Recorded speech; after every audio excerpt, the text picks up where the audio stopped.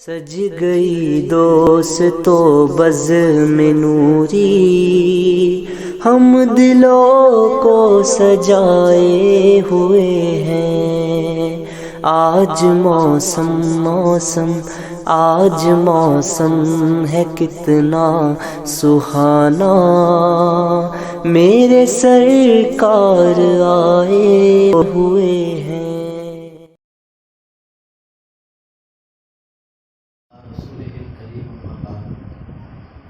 अऊज़ु बिल्लाहि मिनश शैतानिर रजीम। बिस्मिल्लाहिर्रहमानिर्रहीम।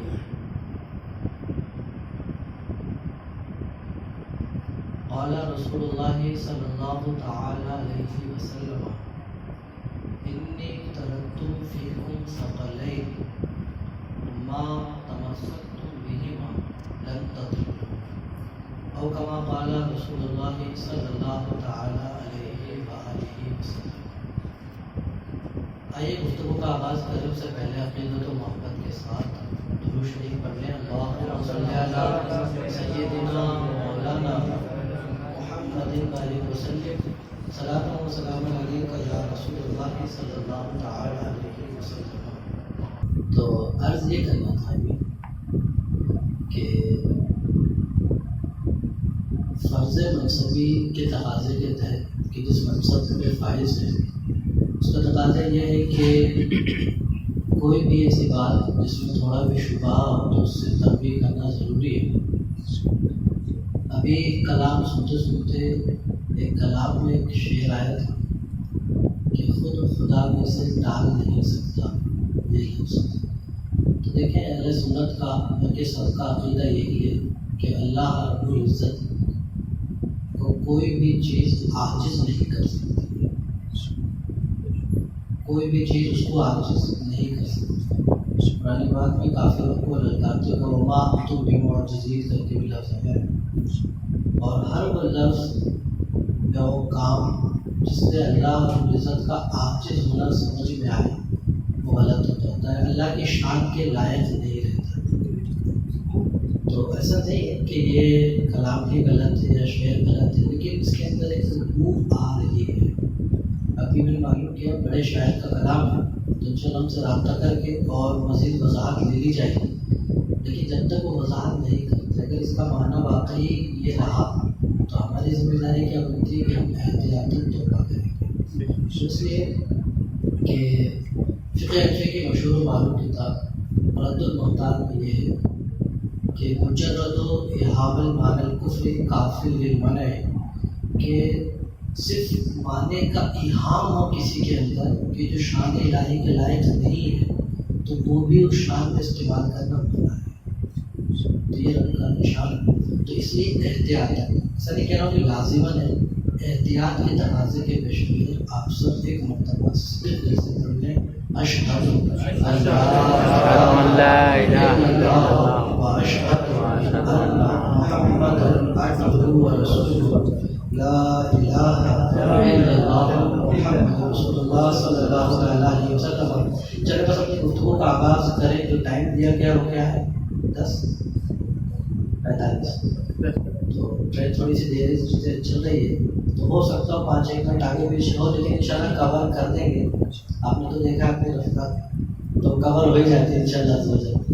तो ये हमारी बड़ी खुशनसीबी है कि हम आज जिस ज़ात की ताल्लुक़ से गुफ्तगू करने जा रहे हैं वो बड़ी ही बाबरकत ज़ात है। यह यूँ समझ लीजिए कारवाने कर्बो बला के एक आखिर मुसाफिर का नाम इमाम ज़ैनुल आबिदीन के काफ़िला रवाना हुआ था और उस काफ़िले से जो मुसाफिर हमारे सामने बच के नज़र आता है वो इमाम ज़ैनुल आबिदीन है। और वाक़ई करबला बड़ी तफसील से सुनते हैं, लेकिन ये वो ज़ात रह जाती है जिनके ताल्लुक़ से तफसील गुफ्तगू नहीं हो पाती। हालांकि पूरी दुनिया में जहाँ भी हुसैनी सादात इकराम पाए जा रहे हैं वो इन्हीं के दौलत। पूरी दुनिया में जहाँ भी हुसैनी सैयद पाए जा रहे हैं वो हज़रत इमाम ज़ैनुल आबिदीन के ही दम से पाए जा रहे हैं, क्योंकि यही वो आखिरी चश्मो चिराग थे जिससे ये हुसैनी नस्ल फिर आगे बढ़ता हुआ नजर आया। दुरूद पाक पढ़ें।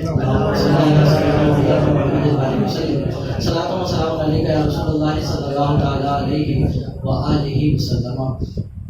तो हज़रत सैयदुना इमाम ज़ैनुल आबिदीन रज़ियल्लाहु ताला इनका ज़िक्र जो है हमारा जो सिलसिले शजरा जो शजर सिलसिले आदिया कादरिया का, उसके अंदर एक लफ्ज़ आता है सैयदे सज्जाद के सदक़े में साजिद रख हमें, इल्म हक़ दे बाक़रे इल्म खुदा के वास्ते।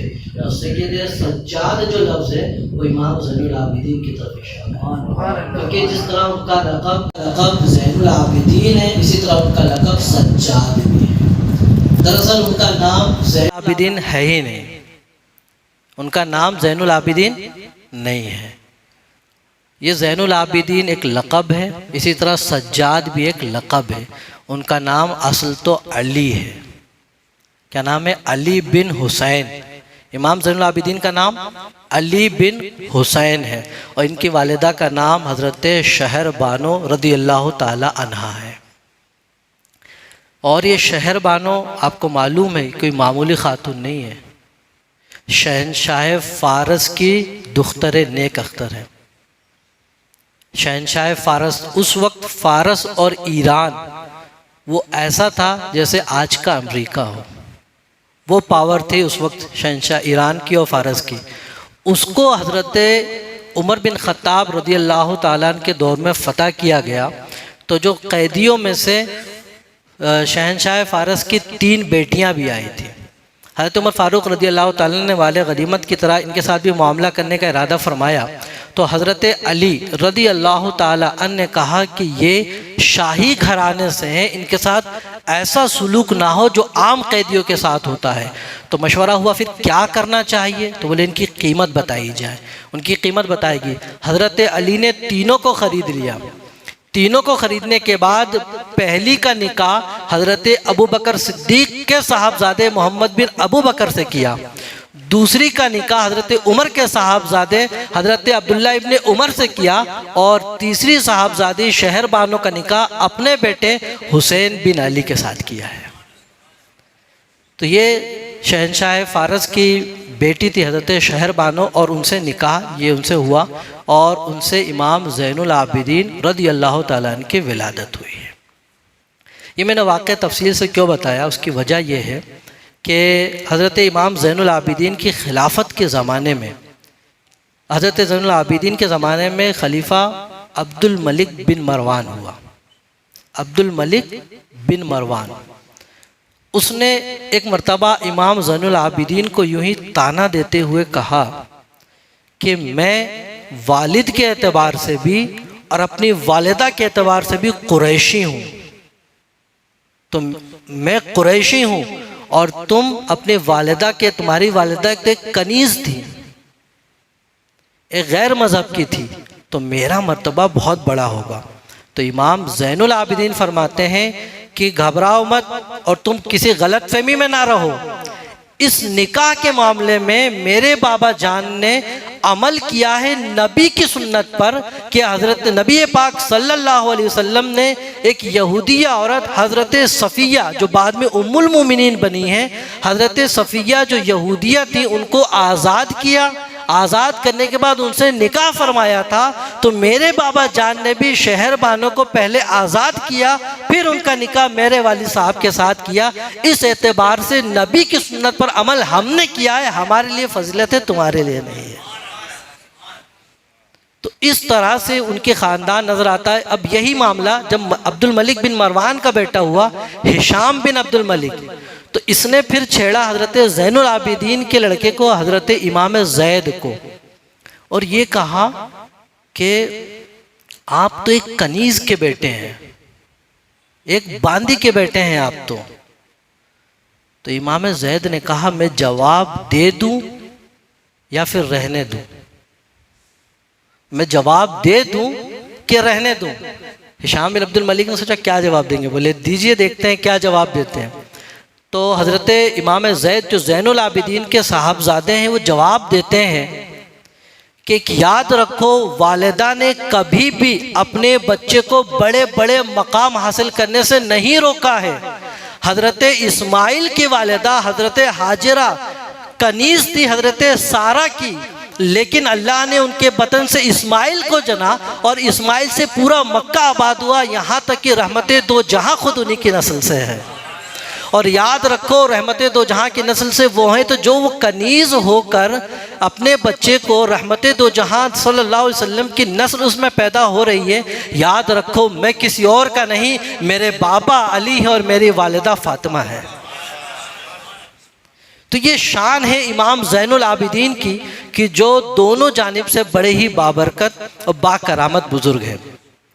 तो इनका नाम याद रखेंगे हज़रत अली बिन हुसैन। दरअसल क्या हुआ, हज़रत इमाम हुसैन ने अपने वालिद के नाम से बरकत हासिल करने के लिए अपने सब बच्चों का नाम ही अली रखा था। अपने करबला के वाक़े में सुना था ना, अली अकबर अली असगर शहीद हुए, तो 3 बच्चे थे उनके। एक का नाम था अली, जो सबसे बड़े थे तो अली अकबर, दूसरे नंबर पे इमाम ज़ैनुल आबिदीन थे, इनका नाम था अली औसत, और जब सबसे छोटे थे उनका नाम था अली असगर। लेकिन ये मशहूर हो गए अपने लक़ब से, इसलिए इनका नाम हमें मालूम नहीं पड़ पाता है। तो आज की बज़्म से आपको एक नाम मालूम चल गया, उनका नाम हज़रत अली बिन हुसैन रज़ी अल्लाह ताला अन्हु, और उनका लक़ब इमाम ज़ैनुल आबिदीन और एक लक़ब हज़रत सज्जाद है। वाक़ई करबला के बाद हज़रत इमाम ज़ैनुल आबिदीन कभी उन्होंने न खिल के मुस्कुराए हैं और ना ही कोई खुशी की हो, हमेशा गमगीन रहते थे। यहाँ तक कि बयान किया जाता है कि जब भी उनके सामने पानी पेश किया जाता तो वो पानी को देखते और रोने लग जाते थे। तो उनसे कहा गया कि आप इतने ज़माना गुजर गया, आज भी पानी देखते हैं तो क्यों रोने लगते हैं? तो कहते हैं कि मैं जब भी पानी देखता हूँ तो मुझे अपने क़राबादारों की प्यास याद आ जाती है कि इसी पानी के लिए वो प्यासे शहीद कर दिए गए। आज मेरे सामने वो पानी का प्याला मौजूद है। आप देखें, हम और आप में से अगर कोई किसी एक जगह सफ़र में हो या रिश्तेदार हो और उसमें से चंद का इंतकाल हो जाए, एक बच जाए उसमें से, तो ज़िंदगी भर उसके सामने उस वाक़या गर्दिश करता रहता है। जब भी लेटता तो उसको याद आता है कि यार मेरे वालिद इस जंग में इस तरह से शहीद हो गए थे, इस तरह से ये हो गए थे, वो याद करके के रोता रहता है। अब आप सोचें, जिसके सामने उनके बाबा शहीद हुए हों, जिनकी निगाहों के सामने उनके दोनों भाई शहीद हुए हों और अहले क़राबत शहीद हुए, तो उनके गम का आलम क्या होगा। तो वो फरमाते हैं कि ए लोगों, मुझे मेरे क़राबतदारों के सिलसिले में तुम भी मलामत ना करो कि हज़रत याकूब का तो सिर्फ एक यूसुफ दूर हुआ था और ये भी नहीं मालूम था कि शहीद हो गए या ज़िंदा हैं, सिर्फ दूर हुए थे। तो वो इतना रोए हैं, इतना रोए हैं कि उनकी आंखें सफ़ेद हो गई। तो मेरे सामने तो पूरा ख़ानदान उजड़ा है, तो फिर मैं क्यों करना रोऊँगा। तो ये उनका सबब था, उनके गम का सबब था। और यही वजह थी कि उन्होंने वाक़े करबला के बाद जब वो शाम से वापस मदीना आए हैं, तो फिर उन्होंने एक गोशी नशीनी इख्तियार कर ली और मदीने से दूर बयाबान में, गालिबन मकाम यम्बा एक जगह है, वहाँ पर उन्होंने अपना डेरा, अपना खैमा आबाद किया और वहीं रहा करते थे और बिल्कुल मदीने से दूर हो गए। अपने अहला खाना को भी वहीं रखते थे। लेकिन वहाँ रहने के बाद उन्होंने जो बड़ा काम किया वो ये कि इल्म का फैज़ान आम किया, अखलाक का फैज़ान आम किया और ऐसे ऐसे हीरे तैयार किए कि आज भी उनकी बरकत से इल्म दीन आम होता नज़र आ रहा है। हज़रत इमाम ज़ैनुल आबिदीन में इल्म हदीस में जो बंदा तैयार किया, यूँ तो कई बंदे तैयार किए, एक बंदा तैयार किया जिसका नाम है मोहम्मद बिन शिहाब ज़ोहरी, जिनको इमाम ज़ोहरी के नाम से जाना जाता है। ये इमाम ज़ोहरी वो हैं जिन्होंने सबसे पहले उसूल हदीस की तदवीन फरमाई है। और इमाम ज़ोहरी के बारे में आता है कि ये एक मरतबा जो पढ़ लेते थे कभी भूलते नहीं थे। और इमाम ज़ोहरी फरमाते हैं कि मा रअयतु अफ़क़हा मिन्हु, कि मैंने इमाम ज़ैनुल आबिदीन से बड़ा फ़क़ीह देखा ही नहीं है। मैंने इमाम ज़ैनुल आबिदीन से बड़ा फ़क़ीह देखा नहीं। फ़क़ीह का मतलब जो ज़्यादा मसाइल शरइया जानता हो, वो उन्होंने उससे बड़ा देखा ही नहीं। उसके सबूत में एक बहुत प्यारा वाक़या दरूद पाक पढ़े तो सुनाता हूँ। अल्लाहुम्मा सल्ली अला सय्यिदिना व मौलाना मुहम्मदिन बारिक वसल्लिम सलातों व सलामन अलैका या रसूलल्लाह सल्लल्लाहु तआला। मानते हैं कि एक मरतबा इमाम ज़ैनुल आबिदीन तशरीफ़ लाए। उन्हें पूछा किस मामले में गुफ्तगू चल रही है, तो उन्होंने कहा हम गुफ्तगू कर रहे हैं इस मामले में कि गौर व फिक्र किए हमने रोज़ों में कि रोज़ा कौन सा वाजिब है। अच्छा, वाजिब और फ़र्ज़ तकरीबन एक माने में होता है, बाज़ जगह फ़र्क किया जाता है। तो हमने गौर व फिक्र करने के बाद इस नतीजे पर पहुँचे हैं कि सिर्फ़ एक रोज़ा रमज़ान का ही वाजिब है, बाकी कोई रोज़ा वाजिब नहीं है। तो हज़रत इमाम ज़ैनुल आबिदीन इरशाद फरमाते हैं, ए ज़ोहरी, तुमने जो गौर व फिक्र किया है मामला इस तरह नहीं है, बल्कि रोज़े की 40 किस्में हैं। आज तक हमने कितनी सुनी है? फ़र्ज़, वाजिब, ज़्यादा नफल सुनते हैं कि नफली रोज़ा है, हम खुद 2-4 ही जानते हैं। इमाम ज़ैनुल आबिद फरमाते हैं कि रोज़े की 40 किस्में हैं, उसमें से 9 वाजिब है, 10 हराम है, कुछ मकरूह है और कुछ मंदूब है, कुछ मना है और कुछ इजाज़त के तहत है। अच्छा, इमाम ज़ोहरी ने ये नहीं कहा कि बस अक़ीदत में सुन लिया, उन्होंने कहा कि हुजूर जब इतना करम कर दिया तो बता भी दें कि वो कौन कौन से हैं, बता भी दें वो कौन कौन से हैं। तो इमाम ज़ैनुल आबिदीन ने फरमाया कि देखें, जो रोज़ा आप पर वाजिब है, एक है रमज़ान का रोज़ा, दूसरा रमज़ान के क़ज़ा का रोज़ा, ये मालूम है। अब देखें क्या कहते हैं, क़त्ल ख़ता के कफ़ारे का रोज़ा, इसी तरह से ज़िहार के कफ़ारे का रोज़ा, यमीन के कफ़ारे का रोज़ा, हालत एहराम में सर मुड़ाने के कफ़ारे का रोज़ा, हरम में शिकार के बदले का रोज़ा, तमत्तो के बदले कफ़ारे का रोज़ा और एतकाफ़ टूट जाए उसके बदले का रोज़ा। ये सब वाजिब है, लेकिन हमें नहीं पता। फरमाते हैं कि और वो रोज़े जो हराम हैं, रोज़ा हराम है, रोज़ा हराम है, वो कौन से रोज़े? फरमाते हैं ईद के दिन का रोज़ा, बकरा ईद के दिन का रोज़ा, उसके बाद अय्याम तशरीक के 3 दिन का रोज़ा, अय्याम शक का रोज़ा, अय्याम विसाल का रोज़ा, सुकूत और ख़ामोशी का रोज़ा, गुनाह की नज़र मानी उसका रोज़ा, तमाम ज़िंदगी रोज़ेदार रहना इसका रोज़ा, ये सब मना है। ये इमाम ज़ैनुल आबिदीन का इल्म बोल रहा है। और इल्म कैसे ना बोले, वो बेटे हज़रत अली के, जिसके बारे में आका ने फरमा दिया कि अना मदीनतुल इल्मी व अलीयुन बाबुहा, कि मैं इल्म का शहर हूँ और अली उसके दरवाज़े हैं, और उसी दरवाज़े का ये छोटा सा दरवाज़ा है और इसकी शान ये है। अच्छा, एक बात यहाँ पर मैं अर्ज़ करता चलूँ कि हम ये समझते हैं कि आका ने फरमाया मैं इल्म का शहर हूँ और अली उसके दरवाज़े हैं, यानी थोड़ा इल्म हज़रत अली के पास भी है और थोड़े इल्म का ये आलम है। आप ये देखें कि घर में दरवाज़ा कहाँ लगाते हैं आप? सब सामान अंदर रहता है, बाहर दरवाज़ा लगाते हैं, यानी सब महफूज रखने के लिए बाहर दरवाज़ा लगाते हैं। यानी इशारा ये है कि ए लोगों, मेरे इल्म की सही हिफाजत अगर किसने की है तो अली ने की है, और अली ने जो हिफाजत की है वो इल्म लोगों तक और दुनिया तक पहुँचाए, और आज भी विलायत के सरताज हज़रत अली है। तो ये है शान हज़रत अली की और ये शान उनके खानवादे के लोगों की। अच्छा, इतना इल्म होने के बाद और नबी के नवासे होने के बाद अब क्या होना चाहिए?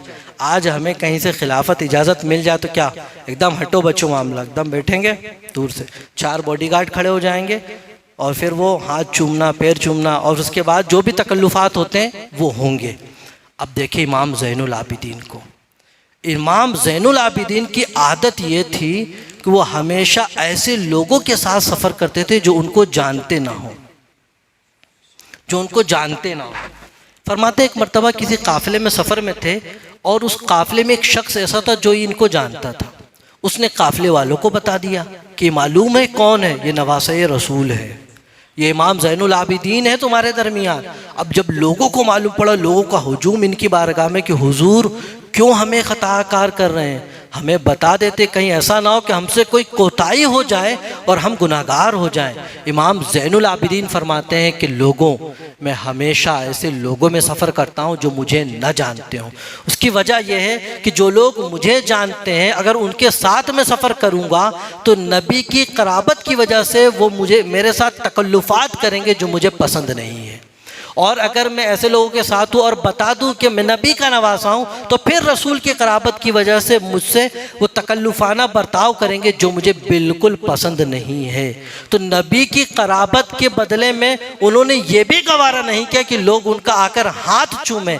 आज हमारे ख़ानदान में नहीं, अगर दूर के ख़ानदान में भी कोई पीर धोखे से पैदा हो गया है, अगर उसकी करामत नहीं तो बनाकर करामत पीर बना लिया गया है, उसकी बरकत से हाथ का मेरा पैर भी चूमो, पेशानी भी चूमो और जुब्बा दस्तार सब चुमवाते नजर आते हैं। ये तो हकीकी फजीलत है, तब जाकर वो मना करें। मैं चूमने के खिलाफ नहीं हूँ, चूमे, लेकिन जो असल हो वो करे। लेकिन आपके पास वो चीज़ साबित भी नहीं है और उसके बाद फिर ज़बरदस्ती के पीर बनकर आप लोगों को गुमराह करते हैं, इस चीज़ के मैं ख़िलाफ़ हूँ।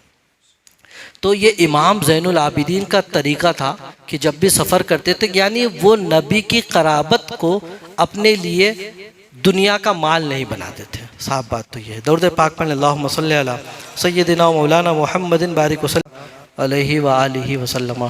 ट्रेन वक्त कवर कर रही है इंशाअल्लाह अज़्ज़वजल। तो इमाम ज़ैनुल आबिदीन के सिलसिले में यह है कि इमाम ज़ैनुल आबिदीन बड़े ही साबिर थे, बड़े ही और सब्र क्यों ना हो। इमाम हुसैन के जो साहबज़ादे हैं जिन्होंने सब्र का एक एक हक़ अदा कर दिया मैदान करबला में, ना वैसा सब्र किसी ने देखा, ना रहती दुनिया तक कोई देख पाएगा। इमाम ज़ैनुल आबिदीन रदी अल्लाह ताला अन्हु, ये हमेशा अपने बुज़ुर्गों, अपने बड़े और नबी की सीरत पर चलते रहे हैं। उन्होंने ये देखा कि नबी पाक सल्लल्लाहु अलैहि वसल्लम ने कभी भी अपने लिए इंतकाम नहीं लिया, अपनों को भी नवाजा, दुश्मनों को भी नबी पाक सल्लल्लाहु अलैहि वसल्लम ने नवाजा। उन्होंने ये देखा कि नबी पाक सल्लल्लाहु अलैहि वसल्लम को सताया गया कुफ़ार ने, लेकिन जब फ़तेह मक्का हुआ तो एक ही ऐलान फरमाया, ला तसरीबा अलैकुमुल यौम, आज किसी से कोई बदला नहीं लिया जाएगा, सबको माफ़ कर दिया। ये इमाम ज़ैनुल आबिदीन की ज़िंदगी में एक झलक देखें। एक शख्स है सिनान बिन अनस, एक शख्स का नाम है सिनान बिन अनस। वो शख्स ऐसा है कि जब वाक़े करबला के बाद मुख्तार सक़फ़ी ने ऐलान कर दिया कि जो भी क़त्ल हुसैन में किसी तरह भी शरीक होगा मैं उससे ज़रूर बदला लूँगा। और सिनान बिन अनस ये वो शख्स है जो क़त्ल हुसैन में शरीक था। जब उसने ये खबर पहुंची तो वहाँ से वो भागा और भागते जंगल बयाबान में होते हुए जिसने जब देखा कि कुछ खेमे लगे हुए हैं तो उसने इस गुमान से कि इन खेमों में जाकर कुछ पानी मांग लूँ ताकि मेरी ज़िंदगी कुछ दिन और बढ़ जाए। तो जैसे ही वो खेमे के पास पहुँचता एक खेमे का पर्दा उठाता है, क्या देखता है अंदर इमाम ज़ैनुल आबिदीन है। फ़ौरन पहचान लेके पर्दा छोड़कर जाने लगता है। तो इमाम ज़ैनुल आबिदीन अपने ग़ुलाम को दौड़ाते हैं कि जाओ उस शख्स को देखो कौन अजनबी आया था, कोई परेशान तो नहीं है। तो उसको बुलाया गया। बुलाने के बाद उससे पूछा कौन हो, तो उसने समझा कि मुझको पहचाने नहीं है। तो उसने कहा कि एक मैं मुसाफिर हूँ, कई दिन से सफ़र में हूँ, खाना पानी मेरे पास नहीं, तो शिद्दत प्यास और शिद्दत भूख की वजह से मैंने इस दरवाज़े को ठकठकाया था, लेकिन फिर मैं किसी वजह से चला गया। तो रिवायत में आता है कि 3 दिन इमाम ज़ैनुल आबिदीन ने उसको अपने यहाँ रखा, मेहमान नवाजी की, और जिस दिन वो रवाना होने लगा उसको अशरफियों की थैली भी दी।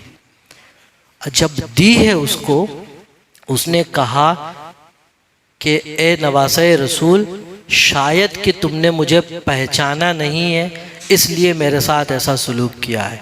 इमाम ज़ैनुल आबिदीन फरमाते हैं, ए सिनान बिन अनस, पहचानने की बात करते हो, ए सिनान बिन अनस, तू क्या समझता है कि मैंने तुझे पहचाना नहीं? मैंने उसे उस पहली ही नज़र में तुझे पहचान लिया था जब तू मेरे खेमे पर आया था। लेकिन अब तू सोच रहा होगा कि पहचानने के बावजूद तेरे साथ सलूक ऐसा क्यों किया। वो इसलिए किया कि हम करबला में तेरे मेहमान थे और तूने हमें भूखा रखा, प्यासा की रखा, हमारे घर वालों को शहीद किया, वो तेरा किरदार था। तू मेरे घर पर है, मेरा मेहमान है, ये नबी का किरदार है कि अपनों को भी खिला और दुश्मन को भी खिला दो। रे के फाकों में गैरों को खिलाने वाले ऐसे होते हैं मोहम्मद के घर आने वाले, ऐसे होते हैं मोहम्मद के घर आने वाले कि वो अपने दुश्मनों को भी कभी मना नहीं किया करते थे। तो ये एक शान थी हज़रत इमाम ज़ैनुल आबिदीन की। और हज़रत इमाम ज़ैनुल आबिदीन के अखलाक इतने अजीम थे कि वो कभी भी किसी पर जल्द गुस्सा नहीं करते, हमेशा नरम मिजाजी के साथ। यहाँ तक कि एक वाक़या देखें, अगर हमें कोई आके बयान कर दे तो आपको मालूम है आपके बारे में वो क्या कह रहा है, अच्छा चलो इसकी तो अभी गाड़ी निकालो, और चलने के बाद उसको बाद में पूछेंगे, पहले उसकी हजामत बनाएंगे, उसके बाद में पूछेंगे क्या मामला था, क्यों कहा तुमने। इमाम ज़ैनुल आबिदीन का सुने, इमाम ज़ैनुल आबिदीन की बारगाह में एक शख्स आया, आने के बाद कहता है कि हुजूर फ़लाँ शख्स आपकी ग़ीबत कर रहा है, फ़लाँ शख्स आपकी ग़ीबत कर रहा है। इमाम ज़ैनुल आबिदीन ने कहा अच्छा चलो मुझे लेके चलो उसके पास। वो शख्स समझा कि चलो देखते हैं क्या होता है, साथ में वो भी चल के गया इमाम ज़ैनुल आबिदीन के साथ। तो इमाम ज़ैनुल आबिदीन जब उसके पास पहुँचे हैं तो क्या फरमाते हैं, ए शख्स जो कुछ तूने मेरे बारे में कहा है, अगर वो चीज़ मेरे अंदर है तो अल्लाह मुझे माफ़ फरमाए, जो कुछ मेरे अंदर अगर है तो अल्लाह मुझे माफ़ फरमाए, और जो कुछ तूने कहा है अगर मेरे अंदर वो चीज़ नहीं तो अल्लाह तुझे माफ़ फरमा दे। यह है किरदार इमाम ज़ैनुल आबिदीन का, और यह है किरदार हमारा कि पहले उसकी अच्छी मरम्मत, उसके बाद पूछते हैं कैसे कहा है। तो दरअसल वाक़ई यही होता है कि हम किसी से कुछ सुन लेते हैं और उसकी तहकीक न करते हैं, इसकी बात पर भरोसा कर लेते हैं और फिर दूरियां पैदा हो जाती है। तो चाहिए कि जाएं, डायरेक्ट जाएं और मिलें। कम्युनिकेशन से खुद बहुत सारी परेशानियाँ दूर हो जाती हैं। एक और वाक़या सुने, इमाम ज़ैनुल आबिदीन को मस्जिद में, कहाँ पर, मस्जिद में कितने लोग आते हैं नमाज़ पढ़ने, नवासे रसूल है, यूं ही ऐसी इज़्ज़त है उनकी। मस्जिद में एक शख्स रोक कर इमाम ज़ैनुल आबिदीन को बुरा भला कहने लग गया, बुरा भला कहने लग गया इमाम ज़ैनुल आबिदीन को। तो इमाम ज़ैनुल आबिदीन के जो रुफ़ाक़ा थे उन्होंने चाहा कि शख्स को पकड़े, इमाम ज़ैनुल आबिदीन ने कहा छोड़ दें, खामोश रहें, कहने दें। जब वो कहते कहते थक गया तो इमाम ज़ैनुल आबिदीन का जो जुमला वो सुने, उन्होंने कहा ऐ शख्स क्या कभी तुमने मुझसे कुछ मांगा है और मैंने तुमको नहीं दिया है, ऐसा कोई मामला है क्या? ऐसी कोई बात है कि तुमने कुछ कहा हो और मैंने उसको पूरा ना किया हो तो तुम बिगड़ रहे हो? इतना सुनना था कि शर्मिंदा होकर उसने मुंह ऐसा लटका लिया। तो इमाम ज़ैनुल आबिदीन ने देखा कि भरी मजलिस में ये शर्मिंदा हो गया है बेचारा। तो इमाम ज़ैनुल आबिदीन ने उसकी शर्मिंदगी दूर करने के लिए अपनी चादर अता की और अलग से दिनार उसको अता किए कि लो और खुशी खुशी इस घर से जाओ। तो पुकार उठता है कि बखुदा आज मैं गवाही देता हूँ कि वाकई आप औलाद मुस्तफ़ा हैं, कि इससे बड़ा अखलाक और किरदार किसी का नहीं हो सकता जो अखलाक आपने पेश किया है। देखिए आपने अपनी इज्जत के लिए कुछ नहीं किया, लेकिन जब देखा कि मैं शर्मिंदा हो रहा हूँ तो मेरी हौसला अफजाई फरमाई है। तो ये तरीक़ा होना चाहिए हमारे अंदर कि सबसे पहले तो किसी को जलील ना करें, और अगर कोई हमसे जलील हो जाता है तो कुछ ऐसा करें जिससे उसकी जो ज़िल्लत पैदा हो गई वो दूर हो। ये कमी हमारे अंदर आती है। तो इमाम ज़ैनुल आबिदीन की सीरत हमसे पुकार कर कहती है कि आप अपने किसी भी बंदे को जलील न करें। ये इमाम ज़ैनुल आबिदीन का किरदार है, ये मुबारक अखलाक उनके हैं।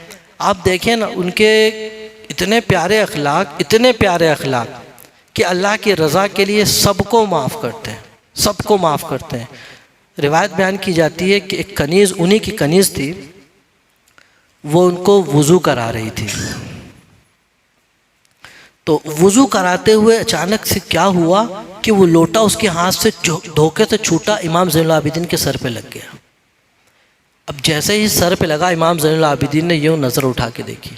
अच्छा, जो लोटा रहा है वो उस ज़माने का लोटा है। आपने भी देखा होगा पुराने ज़माने के जो लोटे आते थे क्या हैवी रहते थे, निकाह विकाह में मिला होगा शायद, है ना? वो मिलते थे पहले, वो क्या प्लेट और लोटा मिलता था, वो बहुत भारी होता था, पीतल का वो लोटा। वो अब तो वज़न पता ही नहीं चलता है।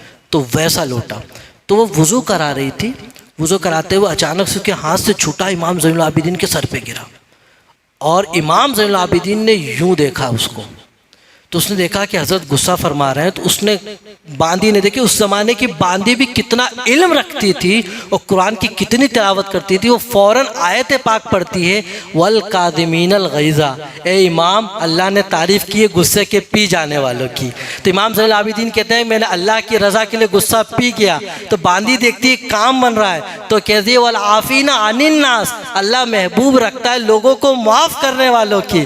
तो वो कहते हैं इमाम ज़ैनुल, मैंने अल्लाह की रज़ा के लिए तुझे माफ़ भी कर दिया। बांदी देखती है मामला बन रहा है, कहती है वल्लाहु युहिब्बुल मोहसिनीन, अल्लाह एहसान करने वालों को पसंद भी करता है। इमाम ज़ैनुल आबिदीन कहते हैं जा अल्लाह की रज़ा के लिए मैंने तुझे आज़ाद भी कर दिया। ये इमाम ज़ैनुल आबिदीन के अखलाक है कि इमाम ज़ैनुल आबिदीन जिस अपने को तकलीफ़ किसी से हो जाए तो उसको भी इस अंदाज से माफ़ किया करते हैं। लेकिन यहाँ पर एक मकाम हमारे लिए सोचने का और समझने का वो है, जो हम मेरी तकरीर की आदत है, जो वाक़े से जो निकल के आता है वो ये, आप देखें कि इमाम ज़ैनुल आबिदीन का हुस्न अखलाक अपनी जगह मुसल्लम, लेकिन बांदी का तिलावत कुरान बर जगह करना वो अपनी जगह मुसल्लम। उस ज़माने की बांदी कुरान की इतनी तिलावत करती है कि बर वक्त वो आयत वहाँ पेश कर देती है, और आज हम आज़ाद होकर भी कुरान की उतनी तिलावत नहीं करते हैं। आपको मालूम है कि अगर शरई मसला बांदी ना जाने और उससे कुछ कफ़ारा वगैरह बने और वो कह दे कि मुझे ये शरई मसला नहीं मालूम है, तो अज़रुए शरा वो माजूर है। और अगर कोई आज़ाद कहे दारुल इस्लाम में कि मुझे ये शरई मसला नहीं मालूम है, तो उसको ताज़ीर की जाएगी कि एक तो तुमने गलती की, दूसरा सीखा क्यों नहीं।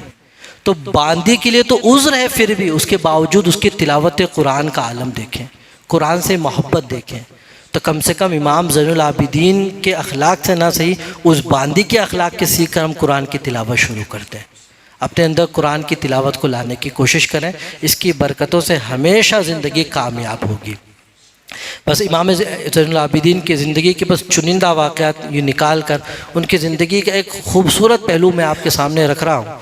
और इमाम ज़ैनुल आबिदीन रज़ी अल्लाह ताला अन्हु, ये अल्लाह रब्बुल इज़्ज़त ने इन्हें अपने नाना जान की तरह सखी भी बनाया था। बहुत सखावत किया करते थे, बहुत सखावत, यहाँ तक कि अहले मदीना के कई ख़ानदानों को उनकी वफ़ात के बाद पता लगा कि इमाम ज़ैनुल आबिदीन हमें ख़र्चा दिया करते थे। कई ख़ानदानों के ख़र्च वो ख़ुद चलाया करते थे। जब उनका इंतकाल हुआ, ख़र्च नहीं पहुँचा, तब लोगों को मालूम हुआ कि इतने ख़ानदान का ख़र्च इमाम ज़ैनुल आबिदीन चलाते थे। और आप हमेशा सखावत महबूब चीज़ किया करते थे। आप फरमाते हैं कि उन्हें अंगूर बहुत पसंद था, और वाक़या और हकीकत यह है कि अरब में अंगूर नहीं होता हज़रत, अरब में अंगूर नहीं होता, वहाँ तो खजूरें होती हैं। तो अंगूर उन्हें बड़ा पसंद था। एक मर्तबा मदीने में अंगूर आई, क्योंकि वहाँ तिजारत के लिए काफ़िले आते रहते थे। तो एक मर्तबा अंगूर आया मदीना शरीफ में, तो उनकी जो कनीज़ थी उनको मालूम है कि मेरे आका को अंगूर पसंद है, तो उन्होंने अंगूर ख़रीद लिया और इमाम ज़ैनुल आबिदीन के पास ले आए। जब इफ्तार का वक्त हुआ तो साइल ने दरवाज़े पर दस्तक दे दी। इमाम ज़ैनुल आबिदीन ने उस बांदी से कहा, ये अंगूर उठाकर उसको दे दो ताकि साइल की हाजत पूरी हो जाए। इमाम ज़ैनुल आबिदीन की बांदी कहती है कि हुजूर अंगूर आपको बहुत महबूब हैं, उसमें से थोड़ा रख लीजिए और थोड़ा उसको दे दीजिए। वो कहते हैं नहीं, पूरा उस साइल को दे दो, पूरा दे दिए। दूसरा दिन हुआ, वो कनीज़ फिर मदीने से अंगूर ख़रीद के ले आई। ये काफ़िला आता था तो कई कई दिन रुकता था, फिर ख़रीद कर ले आई। दूसरा दिन हुआ, फिर साइल आया। इमाम ज़ैनुल आबिदीन ने कहा पूरा उठाकर इस साइल को दे दो। तीसरा दिन हुआ, फिर कोई साइल आया, फिर हुक्म दिया कि पूरा उठाकर इस साइल को दे दो। चौथे दिन बांदी फिर ख़रीद के लाई। चौथा दिन था, इफ्तार का वक्त था, और उस वक्त कोई साइल मांगने के नहीं आया। तब इमाम ज़ैनुल आबिदीन ने नोश फरमाया और फरमाते हैं अल्लाह का लाख शुक्र है कि हमसे किसी की कोई हक तलफी नहीं हुई है। इसी मौके से बस ये कि रह के फाकों में गैरों को खिलाने वाले ऐसे होते हैं मोहम्मद के घराने वाले। और ये कहाँ से उन्होंने सीखा है? ये अपने आबा व अजदाद से तो उन्होंने सीखा है कि जब हसनैन करीमैन बीमार हुए थे तो हज़रत अली, हज़रत फ़ातिमा और उनकी खादिमा हज़रत फ़िज़्ज़ा ने नज़र मांग ली थी कि बच्चे ठीक होंगे तो हम रोज़ा रखेंगे। तो तीनों ने रोज़ा, इमाम हसनैन करीमैन ठीक हुए, तीनों ने रोज़ा रख लिया। और जब रोज़ा रखा तो इमाम हुसैन, इमाम हज़रत अली कहीं से जौ लेकर आए। तो पहले दिन जौ का आटे से 3 रोटियां बनी। तीनों जब इफ्तार के लिए बैठे, साइल आ गया, तीनों ने अपनी रोटी दे दी। दूसरे दिन बैठे, फिर दरवाजे पर यतीम आ गया, तीनों ने अपनी रोटी दे दी। तीसरे दिन फिर बैठे, फिर एक कैदी आ गया, तीनों ने अपनी रोटी सब दे दी। तीनों दिन तीनों ने पानी से अपना इफ्तार किया है। तो जब वालिदैन इस शान के होते हैं तो बच्चे भी इस शान के पैदा होते हैं। जब वालिदैन इस सखावत के हामिल होते हैं तो बच्चे भी ज़ैनुल आबिदीन जैसी सखावत करते नज़र आते हैं। अगर हम चाहते हैं कि हमारे बच्चे भी सखी बने, अच्छे बने, नेक बने, तो ज़रूरत इस बात की है कि पहले हम नेक बने तो बच्चा नेक बनेगा। अगर हम ये इस गलत फहमी में हैं कि सिगरेट बहुत बुरी चीज़ है, मेरा बच्चा इसकी आदत नहीं लगनी चाहिए, लेकिन ख़ुद शाम को खाने के बाद फेमस के पास 2 पैक उड़ा के जाते हैं और फिर घर जाके कहते हैं बेटा सिगरेट मत पीना, बहुत ख़राब चीज़ है। ये मुहाल है कि आप जिस चीज़ नशे के आदि हैं और आपका बच्चा ना हो, वो सिगरेट ना सही दूसरी चीज़ पिएगा, लेकिन पिएगा ज़रूर। आप खुद घर में रह के संडे को कोई मिलने आप कहते हैं कि बेटा कह दो पापा घर पे नहीं है, और इस बच्चे से ये उम्मीद रखें कि ये झूठ ना बोले, ये आप धोखे में हैं। ये बच्चा ज़रूर झूठ बोलेगा क्योंकि बच्चा अपने वालिदैन को देखते हैं। तो ये वाक़या हमें बताता है कि हमें चाहिए हम खुद अच्छा अमल करें तो हमारी औलादें भी अच्छा अमल खुद ब खुद करने लग जाएंगी। तो इमाम ज़ैनुल आबिदीन की सीरत के हवाले से जो गुफ्तगू हम कर रहे हैं, वक्त भी बिल्कुल आखिर लम्हे में और गुफ्तगू भी खींच के आखिर लम्हे में ले आते हैं और इंशाअल्लाह वक्त पे गाड़ी पहुंचेगी इंशाअल्लाह अज़्ज़ व जल। इमाम ज़ैनुल आबिदीन के सिलसिले में इतनी गुफ्तगू की, लेकिन जिस लिए वो मशहूर है उसके बारे में तो गुफ्तगू ही नहीं हुई। ज़ैनुल आबिदीन, आबिदों की जीनत, सज्जाद, बहुत सजदा करने वाले। तो जाहिर सी बात है ये लक़ब अगर इन्हें मिला है तो कहीं ना कहीं ये बात ज़रूर है कि वो इबादत बहुत ज़्यादा किया करते थे, क्योंकि ऐसे किसी को लक़ब नहीं मिलता है। अगर किसी का नाम किसी ने बिरयानी रखा है तो जाहिर सी बात है कुछ तो मसला रहा होगा, यूँ ही थोड़ी ऐसे कोई मशहूर हो जाता है। इसी के नाम किसी को किसी भी लक़ब से अगर मशहूर कोई करता है तो जाहिर सी बात है वो काम वो किया करता है। जैसे गुल वाले बाबा, तो कुछ ना कुछ तो है वो बंदा किया करता है, इसलिए वो मशहूर है उसके साथ। तो इमाम ज़ैनुल आबिदीन तो आबिदों की जीनत, इसका मतलब वो इबादत अपने वक्त में अपने ज़माने में सबसे ज़्यादा किया करते हैं, इसलिए वो ज़ैनुल आबिदीन है। आप उनके वाक़यात सुने, उनके वाक़यात में ये आता है कि जब आप वुज़ू बनाते तो आपका चेहरा जर्द हो जाता, और जब आप नमाज के लिए खड़े होते तो कपकपी तारी हो जाती बिल्कुल। लोग कहते हैं कि हुजूर आप पे ये हालत क्यों तारी हो जाती है?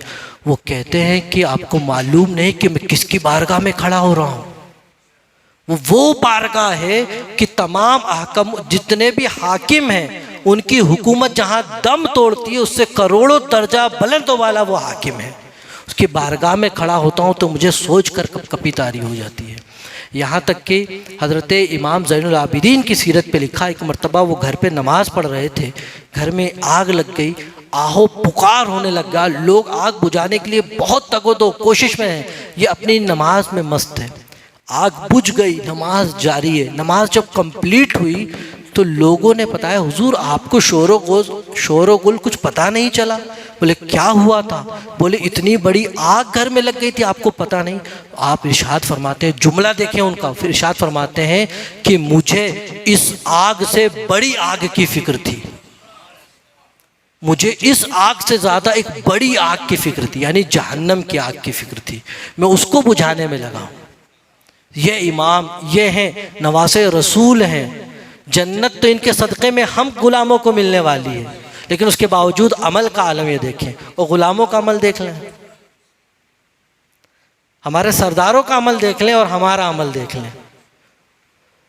ये वाक़या खुद हज़रत साहबे रसूल हज़रत जाबिर बिन अब्दुल्ला रदी अल्लाह ताला अन्हु, वो ख़ुद बारगाह हज़रत इमाम ज़ैनुल आबिदीन के पास एक मरतबा तशरीफ़ लाए।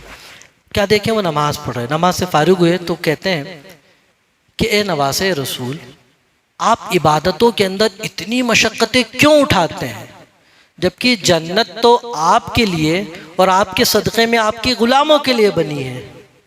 तो अगर आप मियाना रवि थोड़ा इख्तियार करें, अपने आप को इतनी मशक्क़त में ना डालें तो कितना बेहतर होता।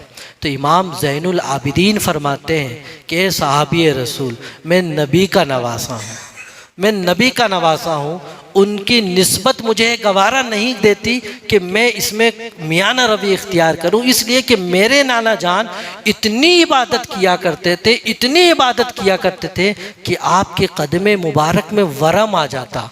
आका से अर्ज़ की कि या रसूल अल्लाह, थोड़ा आराम कर लिया करें। तो आका ने इरशाद फरमाया, अवला अकून आबदन शकूरा, क्या मैं शुक्रगुजार बंदा न बनूँ? तो बस मैं अपने नबी की सीरत पर अमल करते हुए मैं भी चाहता हूँ कि मेरे नाना जान की मैं भी शुक्रगुजार बंदा बन जाऊं, इसलिए इबादतों में ये मशक्क़तें किया करता हूँ। ये शान इमाम ज़ैनुल आबिदीन की है। तो आप सोचें कि जो नवासे रसूल हैं, इतनी बड़ी निस्बत के मालिक हैं, जिनके बारे में फरमा दिया गया कि वयुत्तहिरकुम तत्हीरा, उन्हें हर नजासत से पाक कर दिया गया है, उनके लिए बख्शिशें हैं, उसके बावजूद उनका अमल ये है कि वो कभी इबादतों को तर्क नहीं करते। तो हम और आप किस गलत फहमी में हैं, और हम और आप किस दिन के इंतज़ार में? क्या इस बात का इंतज़ार कर रहे हैं कि मौत का फरिश्ता दरवाज़े पर आ जाए तब शुरू करेंगे? याद रखें, मौत के फरिश्ते के आने का कोई वक्त हमारे इल्म में नहीं है। वक्त तो मुकर्रर है उसका, आपके लिए भी मुकर्रर है, आपके लिए भी, आपके लिए भी, लेकिन हमें नहीं मालूम कब आएगा। तो इसीलिए, और ना ही हम नबी पाक सल्लल्लाहु अलैहि वसल्लम के ख़ानदान से हैं, और ना ही हमारे लिए बशारत है। और तो जब हमारे लिए कोई बशारतें भी नहीं हैं और ना ही हमें हमारे साथ इतने साथ मामलात हैं, तो उसके बावजूद फिर कोताहियाँ क्यों? इसलिए गुजारिश करूँगा कि इमाम ज़ैनुल आबिदीन की सीरत, इस महफ़िल की बरकत से आप अपने अंदर कुछ न सही तो इमाम ज़ैनुल आबिदीन के इस आबिदीन से आबिद ले लें और थोड़ा थोड़ा अमल शुरू कर दें। कुछ ना हो सके तो सिर्फ 5 वक्त की नमाज पढ़ने लग जाए, 5 वक्त की नमाज पढ़ने लग जाएं। ये 5 वक्ता नमाजें आपको बाकी तमाम गुनाहों से खुद रोक देगी। तो ये जिनके नाम से सीरत मौसूम हुई, ये मजलिस मौसूम हुई है, तो उनके नाम के सदक़े में अल्लाह रब्बुल इज़्ज़त हमें भी परहेज़गार बनाए, इबादतों करने वाला बनाए। अल्लाह रब्बुल इज़्ज़त हमें भी उनकी सीरत पर अमल करने वाला बनाए। अल्लाह रब्बुल इज़्ज़त की बारगाह में दुआ है कि परवरदिगार बयान करने में जो भी खामियाँ कोताहियाँ रह गई हों, परवरदिगार उसे मुआफ़ फरमाए। व आखिरु दावाना अनिल हम्दुलिल्लाहि रब्बिल आलमीन। अस्सलामु अलैकुम व रहमतुल्लाहि।